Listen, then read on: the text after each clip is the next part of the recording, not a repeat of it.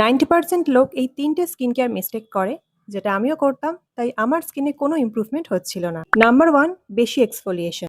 অনেকেই মনে করে স্ক্রাবার যত বেশি ইউজ করা হয় স্কিন তত বেশি পরিষ্কার হয়, বাট অ্যাকচুয়ালি উল্টোটা হয়। সপ্তাহে 2 থেকে 3 বারের বেশি স্ক্রাবার ব্যবহারে স্কিনের ন্যাচারাল ব্যারিয়ার ড্যামেজ হয়ে যায়, তার ফলে স্কিন হয়ে যায় সেনসিটিভ। নাম্বার 2, সানস্ক্রিন স্কিপ করা। অনেকে মনে করে শুধু ক্রিম ইউজ করলেই হবে, বাট স্কিনে সানস্ক্রিন না পড়লে সব এফর্ট ওয়েস্ট। ইউভি রেজ স্কিনকে ড্যামেজ করে, এমনকি তুমি ঘরে থাকলেও কিন্তু সেমটাই হয়। রেজাল্ট কি আসে? ট্যান, স্কিনে ডালনেস আর ডার্ক স্পটস। SPF 30 থেকে 50 এর মধ্যে যে কোনো একটা ডেইলি ইউজ করা উচিত। সব থেকে বেস্ট হয় যদি সেটা 2 থেকে 3 ঘন্টা পর পর রিঅ্যাপ্লাই করতে পারো। বাই দ্য ওয়ে, তুমি কি সানস্ক্রিন স্কিপ করো? নাম্বার 3, ভুল প্রোডাক্ট চুজ করা।